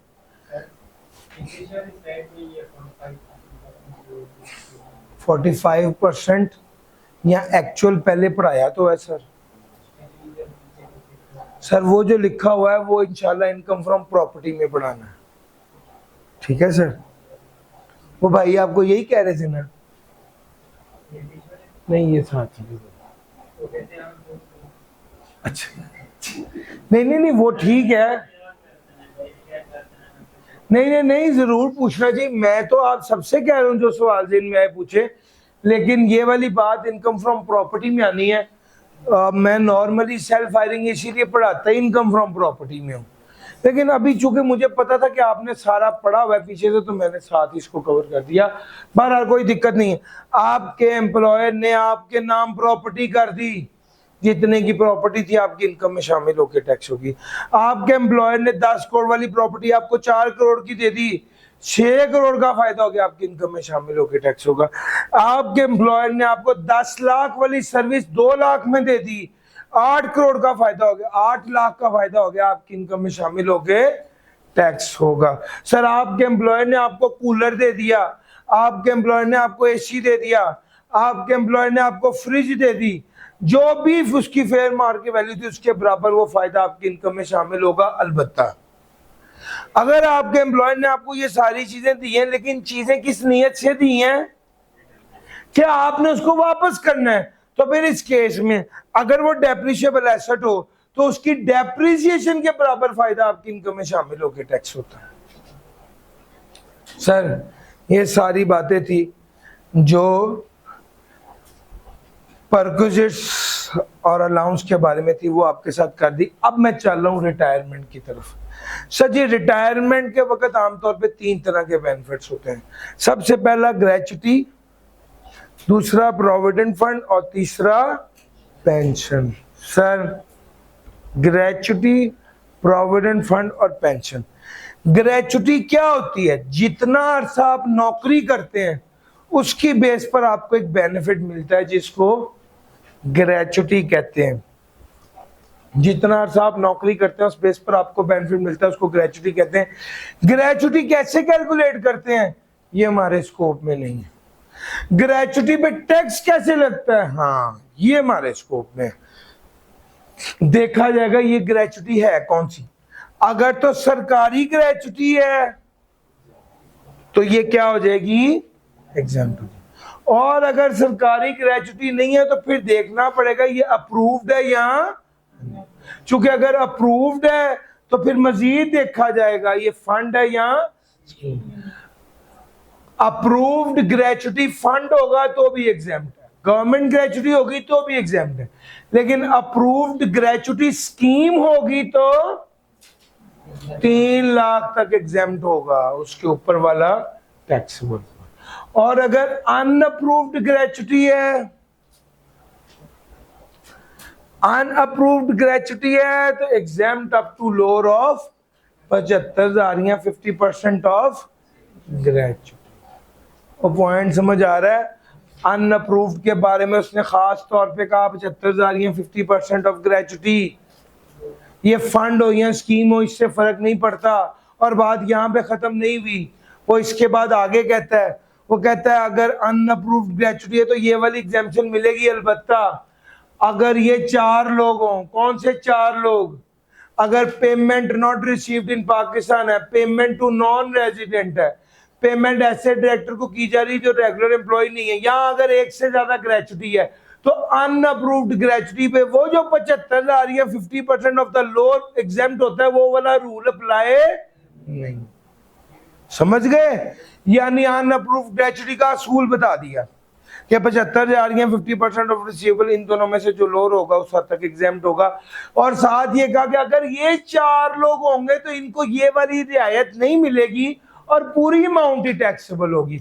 और अनअप्रूव्ड ग्रेच्युटी पर टैक्स लगाने की बात करो तो सेम वही वाला रूल लगेगा जो टर्मिनेशन बेनिफिट का है। क्या मतलब? एक्चुअल एनटीआर के तौर पे भी ट्रीट कर सकते हैं और पिछले 3 साल की एवरेज भी लगा सकते हैं, आपकी मर्जी है। वो मेरा पॉइंट समझ आ रहा है? इसमें भी टैक्स पेयर के पास ऑप्शन होती है कि वो एनटीआर के तौर पे ट्रीट कर लेंगे पिछले 3 साल की टैक्स लायबिलिटी डिवाइड बाय पिछले 3 साल की टैक्सेबल इनकम। अगर आपको सवाल में कभी भी ऐसा सवाल को कभी भी ये वाली बात पूछे तो सबसे पहला इशारा ये होगा कि क्या वो पिछले 3 साल की टैक्स लायबिलिटी और पिछले 3 साल की टैक्सेबल इनकम दी हुई है, ये पिछले 3 साल का एवरेज रेट दिया हुआ है। अगर उसने वो दिया हुआ है तो ही आप ये कहेंगे कि मेरे पास 2 ऑप्शन है, और अगर नहीं दिया हुआ तो चुप करके एनटीआर के तौर पे टैक्स कर दो। समझ गए सर? ग्रेचुटी से रिलेटेड सारी बातें मैंने आपसे कर दी। पेंशन, सर पेंशन पेपर में आनी चाहिए। क्यों? पेंशन में तब्दीली आई है। क्या तब्दीली आई है? पहले पुराने दौरों में पेंशन एग्जाम्प्ट होती थी, आज वो कहते हैं 10 मिलियन तक एग्जाम्प्ट। हाँ 10 मिलियन से ऊपर की पेंशन है तो 5% टैक्स लगेगा। जो अब आप सोचे ना कि 10 मिलियन का मतलब है 1 करोड़ रुपए, 1 करोड़ का मतलब है साल का तकरीबन 8.25 लाख रुपए। तो जिस बंदे की पेंशन 8.25 लाख तक है वो भी एग्जाम्प्ट है, और जिसकी इससे भी ज्यादा है तो 8.25 लाख से ज्यादा जिसकी पेंशन है उस ज्यादा वाली अमाउंट का 5%। मेरा पॉइंट समझ आ रहा है? तो इसमें बहुत कम लोग ही फॉल करते होंगे बहरहाल।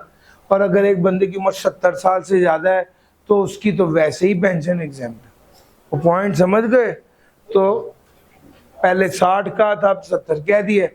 पहले तो बाद लोगों की उम्रें कम हो रही हैं और ये टैक्स की रियायत वाला फैक्टर को आगे के सीट की लेके जा रहे हैं। बहरहाल वो पहले वाली लिमिट ही 10 मिलियन वाली बहुत है। सर जी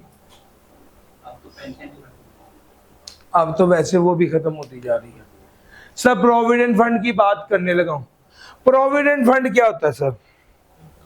प्रोविडेंट फंड एक ऐसा फंड है जिसमें कुछ पैसे एम्प्लॉयर कंट्रीब्यूट करता है और कुछ पैसे एम्प्लॉय कंट्रीब्यूट करता है। एम्प्लॉयर और एम्प्लॉय कंट्रीब्यूट कर देता है पैसे, और फिर इस कंट्रीब्यूशन ये जो टोटल पैसे उसके पास आ जाते हैं उस पर क्या कैलकुलेट करते हैं? इंटरेस्ट। एम्प्लॉयर ने और एम्प्लॉय ने पैसे इकट्ठे किए और फिर उसके बाद उसको इन्वेस्ट कर दिया और इस पे इंटरेस्ट मिला और ये एक्यूमुलेटेड बैलेंस आ गया। अगर तो पहले साल उसने ये पैसे कंट्रीब्यूट करे और वो नौकरी छोड़ के चला गया तो ये वाला बैलेंस उसको मिल जाएगा, खुदा हाफिज जाए। और अगर वो बंदा टिका रहा तो अगले साल फिर 2000 एम्प्लॉय ने कंट्रीब्यूट किया, 2000 एम्प्लॉय ने कंट्रीब्यूट किया, टोटल पैसा कितना हो गया? 4400 प्लस 4080 400। इस पर इंटरेस्ट मिलेगा कितना? 840। टोटल पैसे कितने हो गए?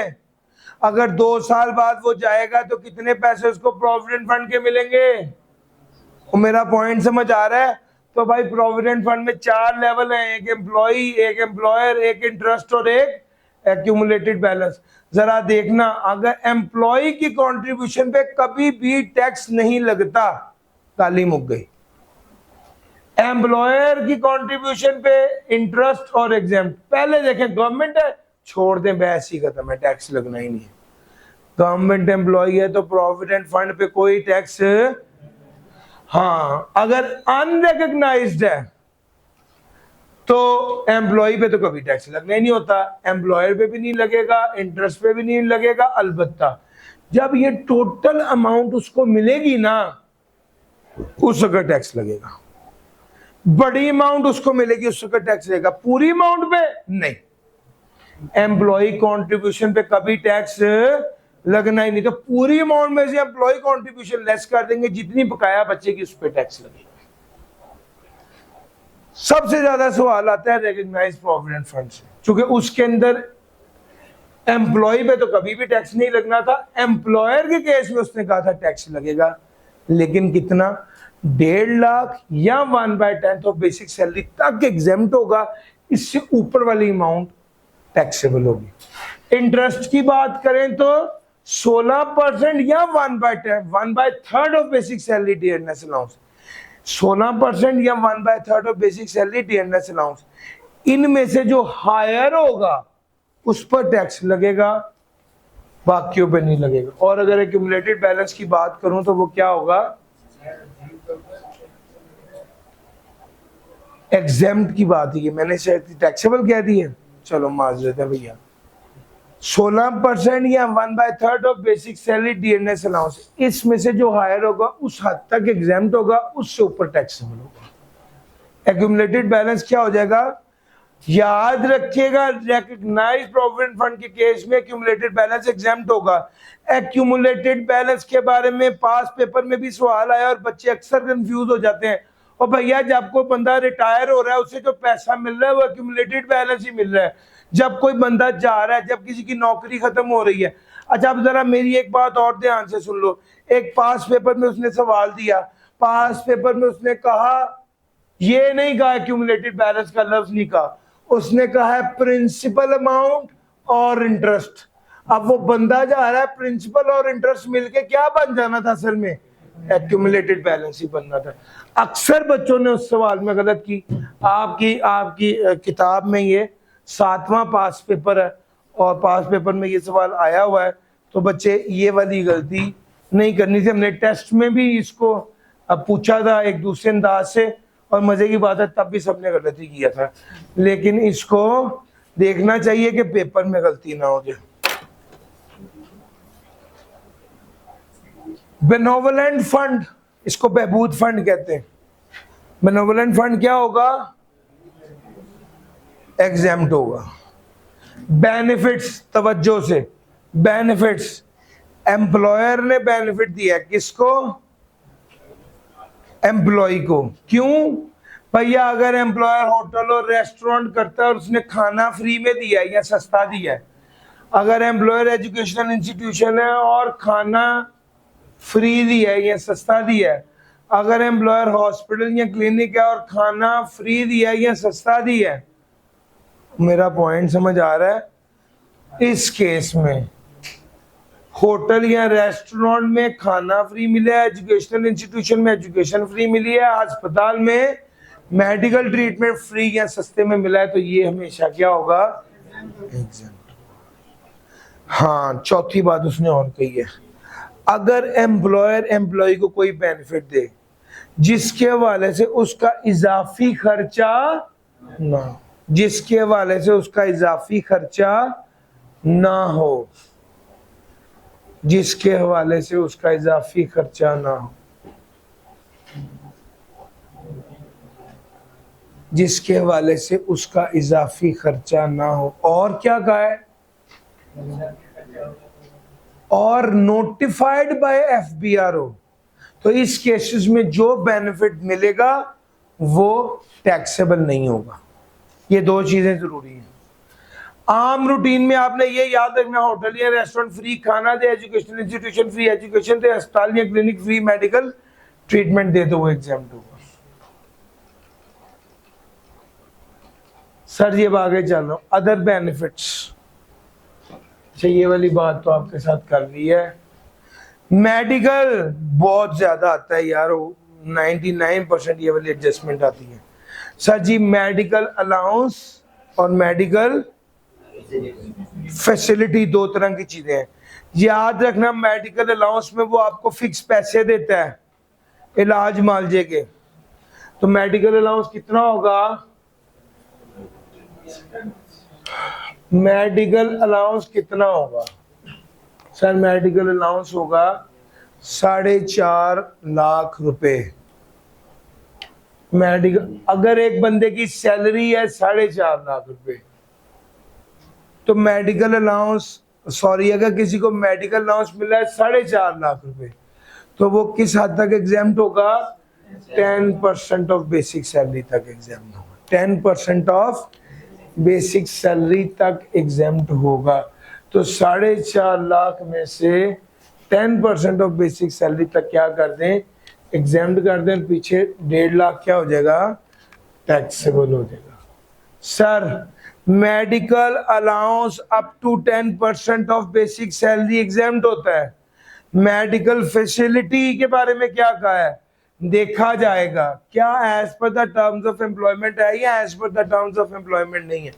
अगर as per the terms of employment है, इंडियन ऑफ द प्रैक्टिशनर है, अटेस्टेड बाय द एम्प्लॉयर है, तो ये एग्जाम्प्ट होगा। और अगर as per the terms of employment नहीं है, तो ये क्या हो जाएगा, तो ये टैक्सेबल हो जाएगा।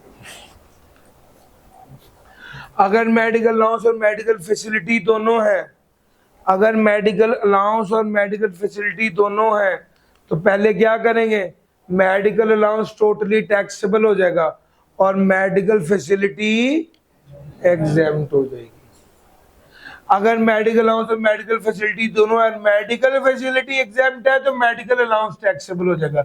मेडिकल अलाउंस और मेडिकल फैसिलिटी दोनों है, मेडिकल फैसिलिटी टैक्सेबल है तो मेडिकल अलाउंस एग्जेम्प्ट हो जाएगा अप टू 10%। पहले अहमियत किसको देनी है, मेडिकल फैसिलिटी। तो चार बातें आपके साथ कही। मेडिकल अलाउंस अप टू 10% तक एग्जेम्प्ट होता है अगर अकेला हो। मेडिकल फैसिलिटी अगर अकेली हो तो देखा जाएगा टर्म्स ऑफ एम्प्लॉयमेंट के मुताबिक है या नहीं, टर्म्स ऑफ एम्प्लॉयमेंट के मुताबिक हो तो एग्जेम्प्ट, टर्म्स ऑफ एम्प्लॉयमेंट के मुताबिक ना हो तो मेडिकल अलाउंस और मेडिकल फैसिलिटी दोनों। तो पहले मेडिकल फैसिलिटी को देखेंगे, अगर वो एग्जेम्प्ट हुआ तो मेडिकल अलाउंस टैक्सेबल, अगर मेडिकल फैसिलिटी टैक्सेबल हुई तो medical allowance exempt up to 10%। Sir जी ये पेपर में मेडिकल अलाउंस और मेडिकल फैसिलिटी ये बात नहीं करते हैं, पेपर में क्या लिखा होता है इसमें, बिल्कुल अभी यही बात करनी थी।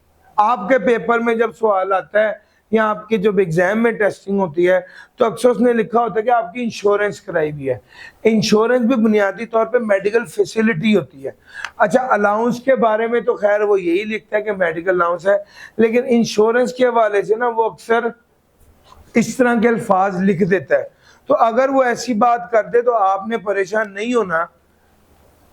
बाज़ औक़ात ऐसा होता है कि आपका एम्प्लॉयर जो है ना वो एक इंश्योरेंस कंपनी को कह देता है, सवाल ये आता है, अब सुनना, सवाल ये आता है मेडिकल फैसिलिटी ली है, उसने सवाल ये दिया कि आपके एम्प्लॉयर ने एक इंश्योरेंस कंपनी को 70,000 रुपए दिए हैं ताकि वो आपकी मेडिकल फैसिलिटी ले ले और आपका बीमारी हो गई और आप पे 3 लाख रुपए का खर्चा आया जो कि इंश्योरेंस कंपनी ने किया। अब इस केस में आपने देखना है एम्प्लॉय जो है उसको एम्प्लॉयर ने मेडिकल फैसिलिटी दी है और as per the terms of employment दी है तो ये एग्जेम्प्ट होगी, खत्म। बाकी इसने इसको 70,000 दिया, उसका 3 लाख खर्चा है, ये सारी चीजें में टैक्सेबिलिटी नहीं है।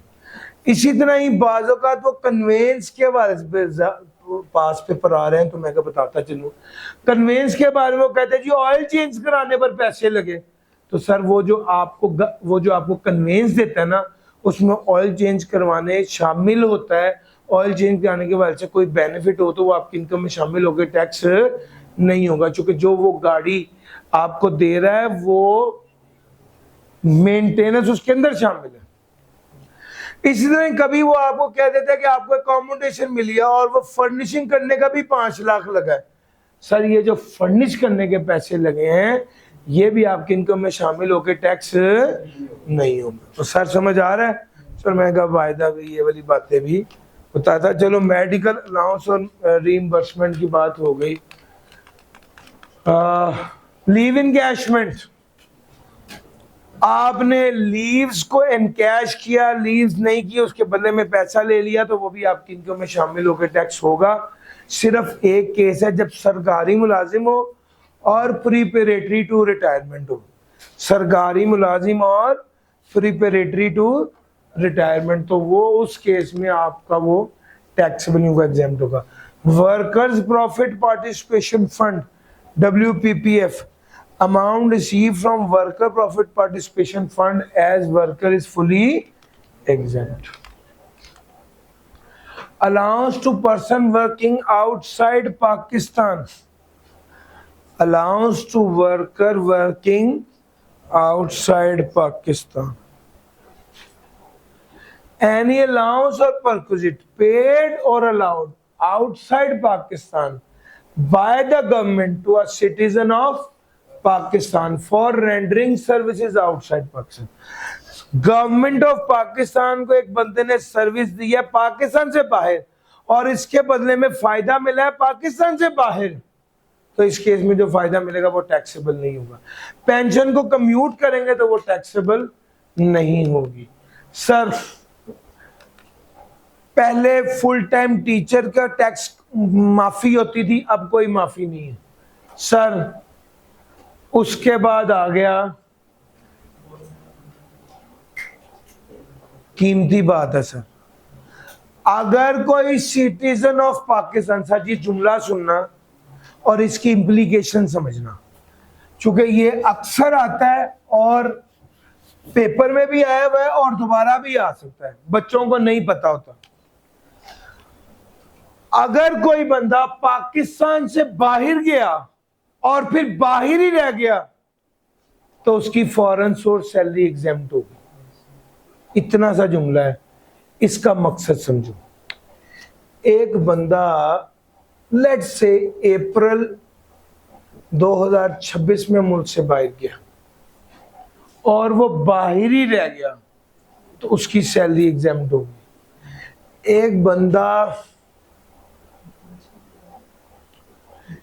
एक बंदा अक्टूबर 2025 में मुल्क से बाहर गया और फिर बाहर ही रह गया तो उसकी सैलरी एग्जेम्प्ट होगी। ये दो बातें मैंने आपको बता दी हैं, इन दोनों में फर्क क्या है समझो ध्यान से।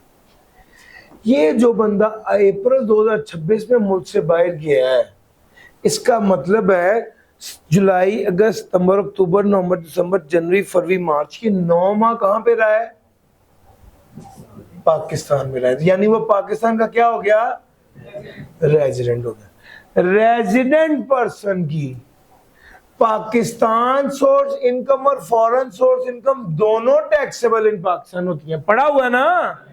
अच्छा, ये वाला बंदा अक्टूबर 2025 में पाकिस्तान से बाहर गया, ये सिर्फ 3 माह पाकिस्तान में रहा है, तो ये क्या हो गया? Non resident. Non resident person की पाकिस्तान सोर्स इनकम तो टैक्सेबल इन पाकिस्तान होती है, लेकिन foreign source income taxable in Pakistan. अब मेरी बात ध्यान से सुनना, ये वाला सेक्शन कीमती है लेकिन इसकी जड़ तक कोई नहीं पहुंचता। और असल बात यह है कि जो बंदा है ही नॉन रेजिडेंट, उसकी foreign source income taxable in Pakistan होती नहीं है, ये तो बात ही नहीं है, ये तो अंडरस्टूड है।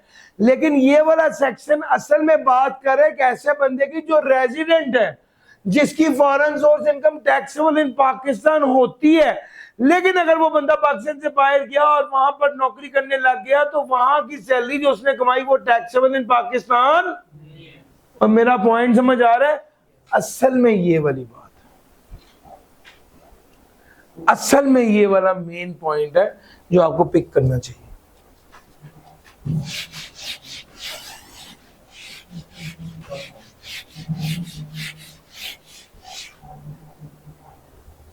जी भाई, पॉइंट क्या है वो पूछे।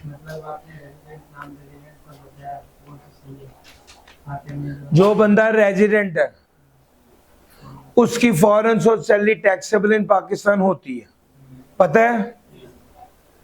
अगर वो बंदा पाकिस्तान से बाहर गया और फिर बाहर ही रह गया तो उसकी foreign source salary taxable in Pakistan नहीं होगी।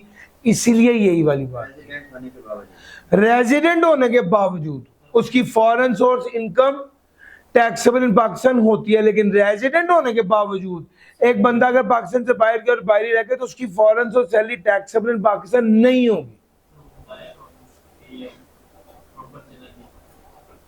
सर सवाल में बताया होगा।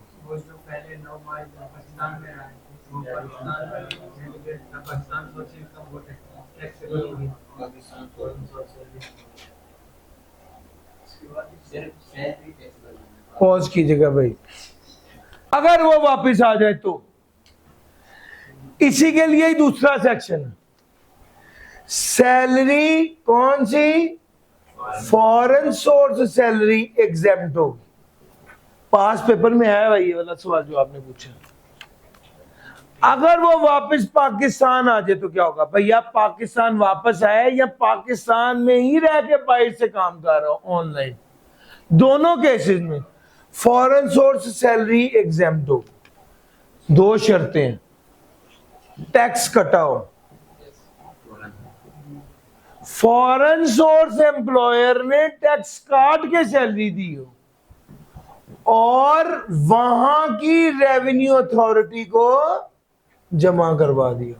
फॉरेन सोर्स एम्प्लॉयर ने सैलरी काट के दी और वहां की रेवेन्यू अथॉरिटी को जमा करवा दी। डन सर जी? ये बातें हैं सर।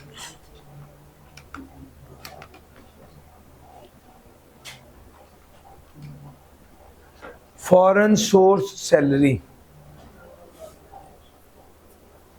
भैया क्लियर होगी बात? अच्छा जनाब, ये सारी बातें करने के बाद हमारा लास्ट टॉपिक आ गया है जिसका नाम है employee share scheme. Sir employee share scheme को समझाने के लिए 7 केसेस हैं। जिस बच्चे को ये 7 केसेस समझ आ गए, एम्प्लॉय शेयर स्कीम उसकी सेट हो गई। सबसे पहले तो ये डिस्कशन होगी कि एम्प्लॉय शेयर स्कीम होती क्या है। एक स्कीम जिसके तहत एम्प्लॉय को शेयर दिए जाएं, एम्प्लॉयर अपने शेयर दे या अपनी एसोसिएटेड कंपनी के शेयर दे, उसे एम्प्लॉय शेयर स्कीम कहा जाता है। सर आप अपने मुलाजम को अपनी कंपनी के शेयर क्यों देंगे? क्योंकि आप उसके अंदर एक सेंस ऑफ ओनरशिप पैदा करना चाहते हैं और आप ये चाहते हैं कि आपके एम्प्लॉय के अंदर ये वाला एहसास पैदा हो कि ये तो हमारी अपनी कंपनी है। मेरा पॉइंट समझ आ रहा है? अगर एक एम्प्लॉयर ने एम्प्लॉय को शेयर्स दे दिए, कितने के शेयर? 1000 शेयर दे दिए 10 रुपए वाले, 1000 शेयर दे दिए 10 रुपए वाले, तो एम्प्लॉयर ने एम्प्लॉय को 1000 शेयर्स दे दिए। कितने के? 10 रुपए वाले 1000 शेयर फ्री में दे दिए, तो कितने का फायदा हो गया? 10 रुपए का। 10,000 रुपए का 1000 शेयर है, ठीक है, 10,000 का। और अगर 10 रुपए वाला शेयर 5 रुपए का दे दिया तो कितने का फायदा हो गया? 5,000 रुपए का। जो फायदा एम्प्लॉयर ने एम्प्लॉय को दिया, एम्प्लॉय की इनकम में शामिल होगा और टैक्सेबल होगा अंडर द हेड। ये हमारी पहला केस था, ये हमारा पहला केस था। केस नंबर 2, एम्प्लॉयर ने एम्प्लॉय को शेयर्स नहीं दिए बल्कि ऑप्शन दे दी कि तुम चाहो तो शेयर खरीद सकते हो। मिसाल के तौर पे उसको अपने लेटर पैड पे लिख दिया, क्या लिख दिया? Mister Ali Imran has the option to buy 1000 shares at the rate of 10 each till 31 December let's say 2026। ये जुमला उसने लिख दिया। अब मुझे उसने शेयर नहीं दिए, मुझे उसने ऑप्शन दे दी कि आप चाहो तो शेयर खरीद सकते हो। सर शेयर नहीं दिए बल्कि शेयर खरीदने की ऑप्शन दे दी। इस केस में अगर मुझे सिर्फ ऑप्शन मिली है तो कोई टैक्सेबिलिटी, ऑप्शन खरीदने पर कोई टैक्सेबिलिटी नहीं। केस नंबर 3, अगर ऑप्शन को डिस्पोज कर दिया, अगर ऑप्शन को बेच दिया, ये केस नंबर 3 है, डिस्पोजल ऑफ ऑप्शन। अगर ऑप्शन को बेच दिया तो डिस्पोज कर दिया तो जितना फायदा हुआ वो इनकम में शामिल होकर टैक्स होगा। लेट्स से आपको ऑप्शन मिले थे फ्री में, ये वाला जो कागज है ये आपको फ्री में भी मिल सकता है और ये वाला कागज आपको कीमतन भी मिल सकता है। अगर तो आपको फ्री में मिल गया, आपके पास राइट आ गया कि आप 1000 शेयर खरीद सकते हैं, आपने ये राइट ही बेच दिया 5000 रुपए का, या आपने ये राइट ही बेच दिया था 10,000 रुपए का, तो इस केस में ये जो राइट बेचकर पैसे कमाए ये भी इनकम है। और आपने ये वाला राइट जो ऑप्शन ली थी ये आपने 1000 रुपया दे के ली थी और आपने ये ऑप्शन बेच दी 10,000 रुपए की, तो कितने का फायदा हो गया? जितने का फायदा होगा taxable under the head salary होगा। Case number 3। केस नंबर 4 कहता है भाईजान आपके पास ऑप्शन दिया, आपने ऑप्शन को क्या कर लिया, आपको शेयर खरीदने की ऑप्शन मिली थी, आपने वाकई सच्ची मुच्ची शेयर खरीद लिए। आपने शेयर खरीदे तो जिस दिन शेयर खरीदे उस दिन की वैल्यू क्या थी, लेट्स से उस दिन मार्केट वैल्यू 100 रुपए थी, तो आपको 1 लाख रुपए की फेयर मार्केट वैल्यू होगी। आपने पैसे कितने लगे थे, ऑप्शन खरीदने पर 1000 का खर्चा आया था। एक्सरसाइज प्राइस क्या थी, कितनी कीमत पर शेयर खरीदा था, 10, तो 10,000 रुपए की एक्सरसाइज प्राइस थी। कितने का फायदा हो गया था सर, 89,000 का फायदा हो गया था, जो टैक्सेबल था अंडर द हेड सैलरी। 4 बातें होगी सर। बाज़-औक़ात कैसा क्या होता है, कंपनी अपने एम्प्लॉय को शेयर देती है खुशी खुशी के, इसके अंदर एक सेंस ऑफ ओनरशिप पैदा हो गई, और वो क्या करता है, वो शेयर बेच देता है। तो कंपनी कहती है ऐसे है तो फिर ऐसे ही सही। अब उन्होंने क्या कहा है, हम आपको ऑप्शन दे रहे हैं, आपको शेयर दे रहे हैं, लेकिन आप शेयर को बेच नहीं सकते अगले 3 साल। इसको क्या बोलते हैं, रिस्ट्रिक्शन बोलते हैं। आप शेयर खरीद बेच नहीं सकते 3 साल। तो भाई 3 साल बाद जब आपके पास ओपन राइट था कि आप शेयर बेच सकें, उस दिन जिस दिन आपके पास ये राइट आया, उस दिन की फेयर मार्केट वैल्यू लेंगे, लेट्स से वो 140, तो आपने उस दिन की फेयर मार्केट वैल्यू ले ली, कॉस्ट ऑफ ऑप्शन ले ली, एक्सरसाइज प्राइस ले ली, जो बेनिफिट आया taxable under the head salary. Restriction नहीं थी तो जिस दिन एक्सरसाइज किया था उसी दिन ही गेन निकाल लेंगे। रिस्ट्रिक्शन थी तो जिस दिन रिस्ट्रिक्शन खत्म हुई उसी दिन ही गेन निकाल लेंगे।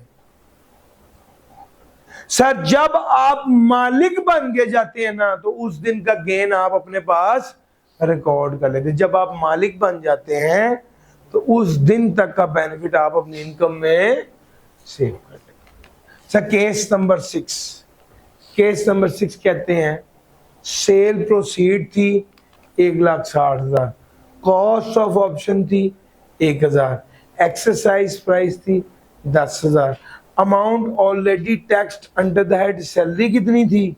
अब मेरी बात सुनना, एक बार आप जब मालिक बन गए और आपने बेनिफिट रिकॉर्ड कर लिया अंडर द हेड सैलरी, उसके कुछ अरसे बाद आपने शेयर बेचने का सोचा, आपने शेयर 160 का बेच दिया, खरीदा कितने, ऑप्शन कितने का खरीदा था, 1000 का, एक्सरसाइज प्राइस क्या थी 1000, amount already taxed under the head salary कितना था, वो भी लेस कर दिया। अब जो बेनिफिट आएगा वो taxable under the head capital gain आएगा। सर जब आप मालिक बने थे उस दिन तक का सारा बेनिफिट आपके एम्प्लॉयर ने आपको दिया था, और मेरा पॉइंट समझ आ रहा है, इसीलिए वो taxable under the head salary था। लेकिन जब आप मालिक बन गए उसके बाद शेयर की कीमत बढ़ने की वजह से बेनिफिट आपको मिला, तो वो taxable under the head salary नहीं होगा बल्कि कैपिटल गेन। यार मेरा पॉइंट पिक कर गए हो, ये असल बात है। लेकिन यहां पर एक चीज देखो सर जी, एक केस तो एक, जब आप मालिक बने उस दिन की फेयर मार्केट वैल्यू क्या थी, 1,40,000, शेयर कितने का बेचा, 160 में से 140 निकालो 20,000, ये 20,000 ऐसे भी निकाल सकते हैं। जब मालिक बने थे उसकी फेयर मार्केट वैल्यू, और जब बेचा है तो कितने का बेचा है, उसका डिफरेंस भी under the head capital gain ही जाता है। यहां ये कर लो, cost of option, exercise price, amount already tax under the head salary, ये सब कुछ लेस करो तो आएगा। This is case number 6। और मुश्किल तो नहीं लग रहा सर जी, ये 6 केसेस आपके साथ हो गए और अब 7वें की बात करने लगा।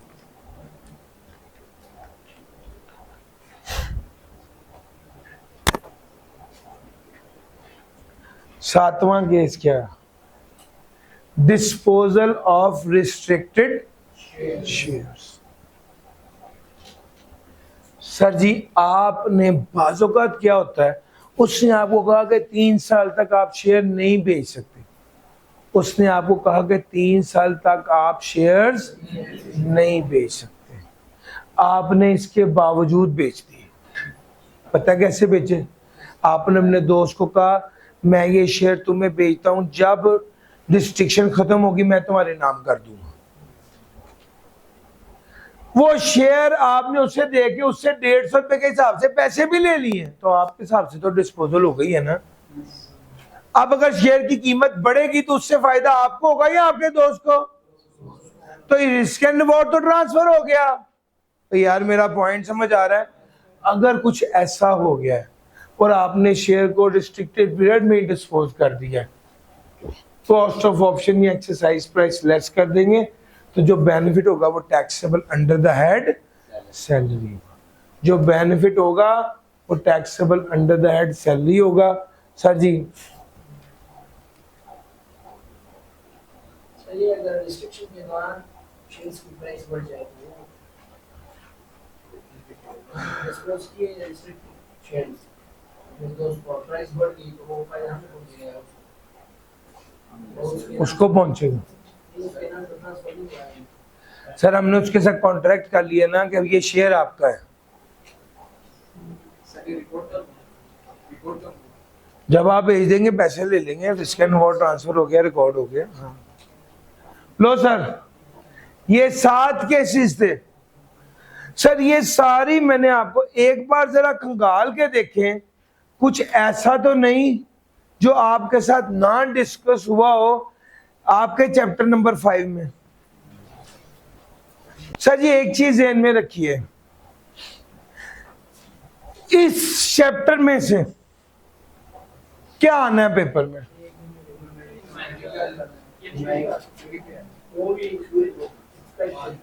थ्योरी के चांसेस रिलेटिवली कम है। कॉन्सेप्ट, अगर थ्योरी का सवाल आएगा तो भी कॉन्सेप्चुअल सवाल होगा। और ज्यादा चांसेस किसके हैं? न्यूमेरिकल के। न्यूमेरिकल 8, 7 से 10 मार्क्स का छोटा न्यूमेरिकल इसमें से आना ही आना। बड़ा अब तकरीबन 2-1 साल हुए हैं, बड़ा न्यूमेरिकल नहीं आता, ज्यादातर न्यूमेरिकल छोटा ही टेस्ट होता है। अब सवाल ये पैदा होता है हमने इसको कैसे तैयार करना।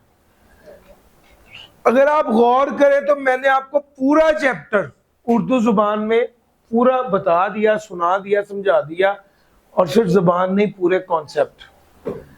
आपको 1 से 2 बार इसको रीड करना है और असल में आपने शुरू हो जाना है। असल में मेहनत होनी है जब आपने E1 से पूरी एग्जांपल्स करनी है और फिर इसके पूरे पास पेपर्स करने। तो सर मेरा पॉइंट समझ आ रहा है? सारी एग्जांपल्स और सारे पास पेपर्स, ये क्या है? ये लाजमी है कि आप करें। डन सर जी? लेटेस्ट अटेम्प्ट है, जल्दी से निकाल लीजिए आपकी किताब में। वो एक क्वेश्चन है, वो मैं चाहता हूं कि वो हम डिस्कस करें। पॉज कीजिएगा। इस तरह का सवाल आने मैं जल्दी से करता हूं। आप लोगों को टाइम दिया था 10 मिनट करने का, और ज्यादातर बच्चे कह रहे हैं कि सर हमने कर लिया है, लेकिन मैं आपको करवाता हूं। सर जी बिलाल है नाम, रिक्वायरमेंट क्या है? Taxable income,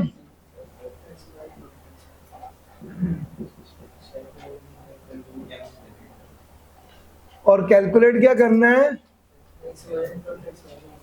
and tax liability. Tax year क्या है जी? हमने सवाल पढ़ा, सवाल में सारा कुछ है, तो अंडर द हेड सैलरी, ठीक है ना सर? इस तरह करते हैं, फिर यहीं पे ही वर्किंग करते हैं। ग्रॉस सैलरी क्या है? 5 लाख, ठीक हो गया? मल्टीप्लाई बाय 12 कर दूं? चलो, फिर उसके बाद आ गया एनुअल बोनस,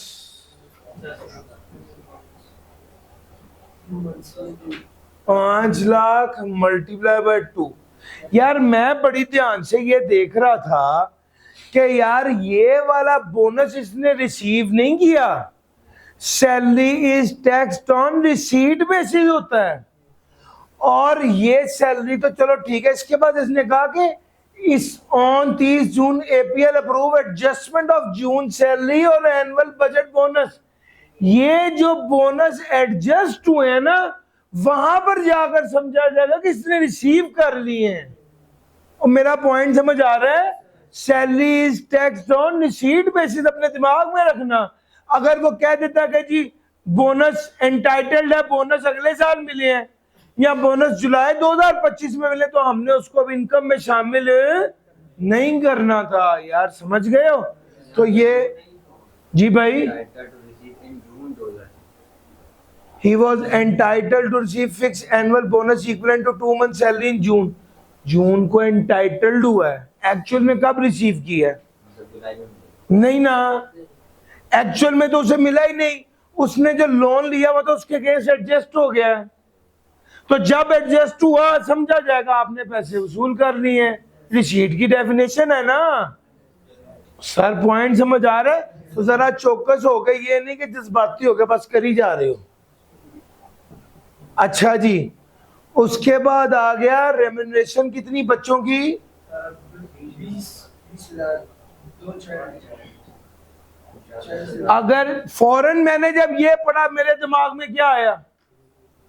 मेरे दिमाग में पता क्या आया? वो किसी स्कूल में तो नहीं नौकरी करता, क्योंकि अगर स्कूल में करता होता तो ये टैक्सेबल। शाबाश सर जी, ये चीजें आपने भी अपने दिमाग में लेके आनी है। 2 बच्चे हैं, 12 महीने हैं, और सर समझ गए, ये चीजें आपने भी देखनी है। सर इंटरेस्ट फ्री लोन लिया था, कब लिया था? 1 अक्टूबर 2023 में 30 लाख का, 9 लाख इसने पे किया 30 जून 2024 को। आपके साल के शुरू होने पे इसका बैलेंस 21 लाख था। इस साल इसने कोई पेमेंट, इसका मतलब है 21 लाख का बैलेंस आउटस्टैंडिंग रहा है। तो 21 लाख जब इंटरेस्ट फ्री लोन होता है तो कितने का बेनिफिट लिया जाता है? शाबाश सर जी, इंटरेस्ट फ्री लोन 21 लाख का 10%, कितना आ गया?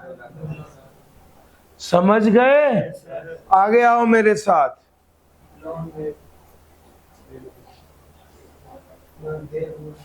अब उसके बाद वे हुआ है लोन, जून की सैलरी और बोनस, टोटल लोन कितना रह गया था? जून की सैलरी कितनी, बोनस कितना, पीछे कितना रह गया? ये 6 लाख उसने माफ कर दी। ठीक हो गया सर जी? लो अब बताएं जी कितनी अमाउंट बन गई?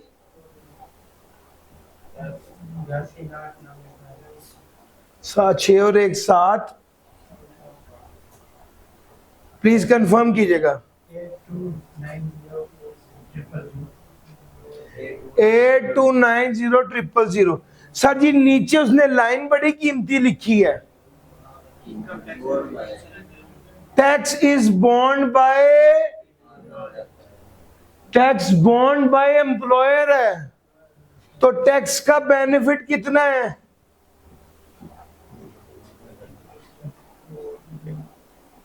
अगर आपने सिर्फ यहां तक किया और आप सोच रहे हैं कि आपके 7 नंबर आ गए, तो सर यहां तक करने के टोटल 3 मार्क्स, मैक्स 4 मार्क्स होंगे, बाकी 3 नंबर इस वर्किंग के हैं। टैक्स का बेनिफिट कैसे निकालना होता है? यहां पर लिखेंगे टैक्सेबल इनकम, यहां पर लिखेंगे टैक्स बेनिफिट। जी टैक्सेबल इनकम है 82900000, इस पर टैक्स कैलकुलेट करें।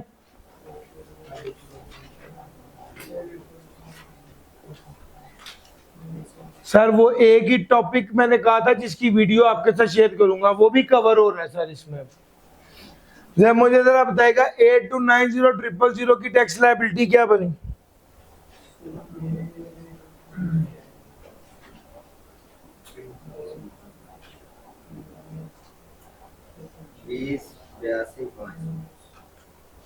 सर जरा इसको आसान बोल दें, जरा जहां पर कॉमा आता है वहां पे रुकते हैं, बाकी बोलते हैं।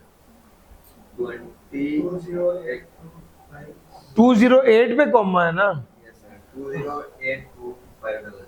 208 सही है सर। 2082500। सर कंफर्म कीजिएगा। सही है सर। ये आ रहा है। यही है। सर ये 20 लाख है ना सर। सर 2082500, अगर ऐसे कहेंगे तो आसान रहेगा। इसको ऐड कर दें इसके अंदर।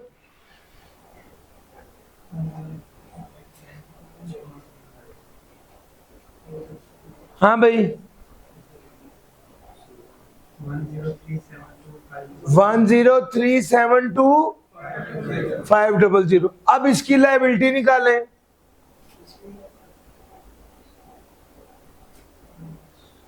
वन 10372,500।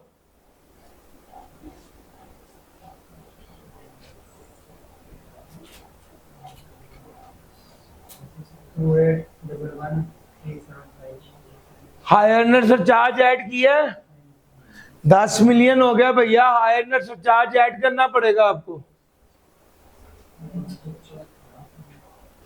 ये जो वैल्यू आई है इसका 1.09 से मल्टीप्लाई कर दें इसको।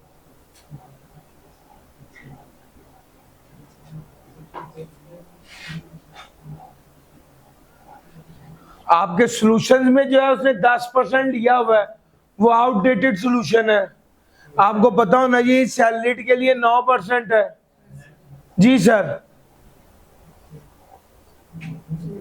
3064,399. 3064,4399। सर जी तवज्जो से कर रहे हैं, आप इसकी लायबिलिटी कैलकुलेट कर रहे हैं और उस लायबिलिटी का 1.09% 1.09 से मल्टीप्लाई कर रहे हैं, तो ये आंसर आ रहा है। ऐसा ही है। अब आगे चलो दोबारा। जी सर 134 134 36899. 13436 899। प्लीज कंफर्म कीजिएगा। जी लायबिलिटी कैलकुलेट कीजिएगा। अब जो लायबिलिटी आएगी उसको मल्टीप्लाई बाय 1.09 करके बताना है आपने।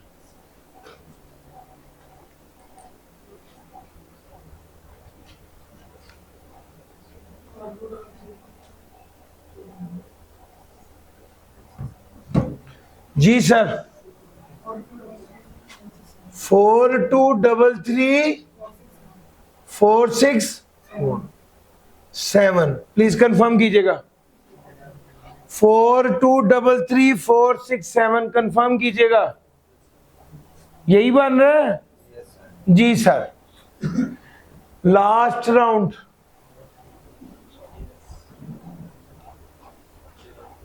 13436,899 प्लस 42334647। जी ना इसका डिफरेंस ही ले रहे हो ना, क्या आप इसको पूरे को ऐड कर रहे हो? पहली बार पूरे को ऐड करते हैं ना, उसके बाद तो डिफरेंस ले लेते हैं ना। यहां पर डिफरेंस लेना था। प्लीज इसको कर लो। 3064,399 माइनस 2082500। जी पहली बार पूरा ऐड करते हैं, उसके बाद हमेशा डिफरेंस लेते हैं सर। 3064,399 माइनस 2082500, इसका डिफरेंस लें। 981899. 981899। ये 981899 को इसमें ऐड करें। 1 नहीं हो सकता। 1214 1134 354,399. 1135. जी सर। अब इसकी लायबिलिटी निकालिए। और जब जो लायबिलिटी निकलेगी उसको मल्टीप्लाई बाय 1.09 करेंगे, यानी हायर सरचार्ज भी ऐड करेंगे।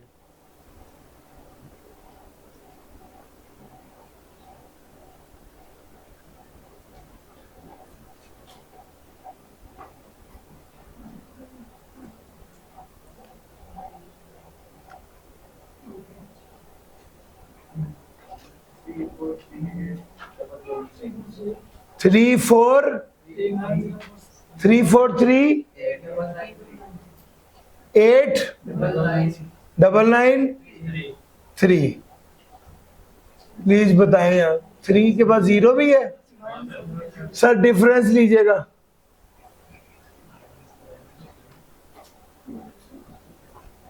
डिफरेंस लीजिएगा।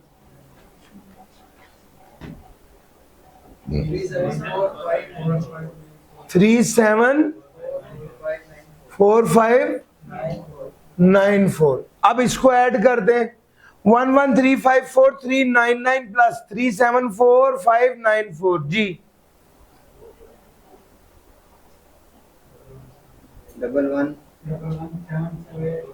1 7 2 8 9 9 3। सर इसकी लायबिलिटी निकालिएगा।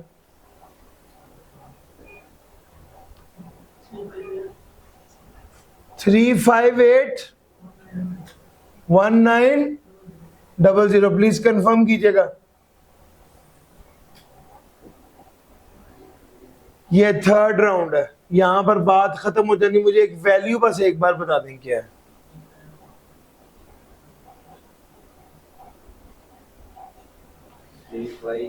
3 5 8 1 9 0 0 ही है।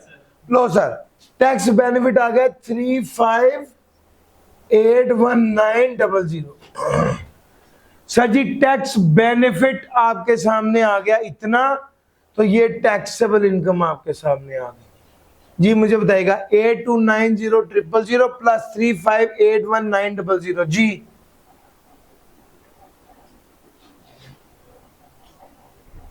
टोटल कर दो। 118719 000। सर टैक्स लायबिलिटी बताइएगा।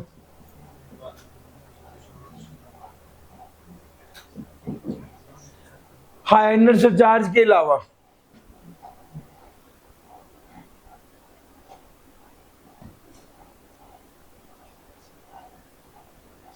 118719 3336165। हायर सरचार्ज अलहदा निकालिए 333616। इसमें टोटल कर दें।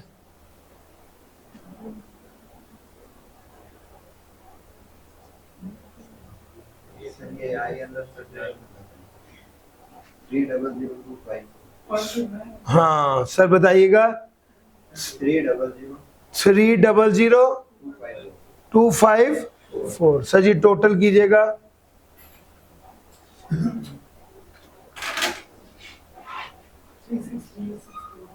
3636 419।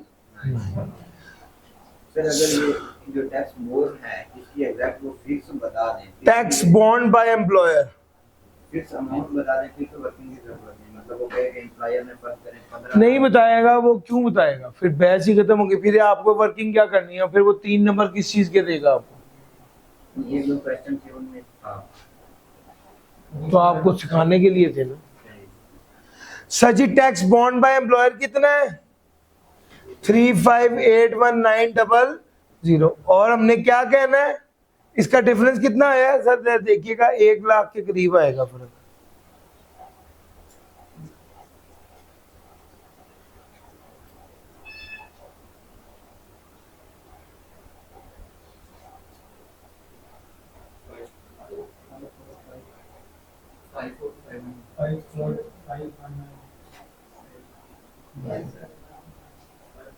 नहीं 1 नहीं है, पहले 154519 नहीं है।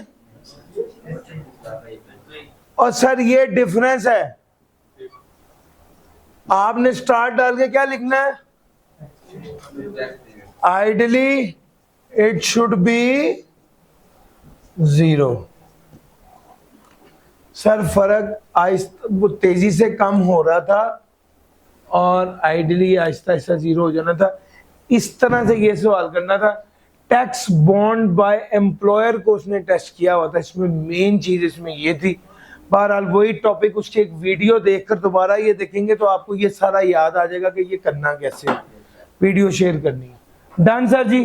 तो सर मैंने कॉम्प्रिहेंसिवली आपको ये वाला एरिया भी करवा दिया है, इसके पास पेपर भी डिस्कस हो गए हैं।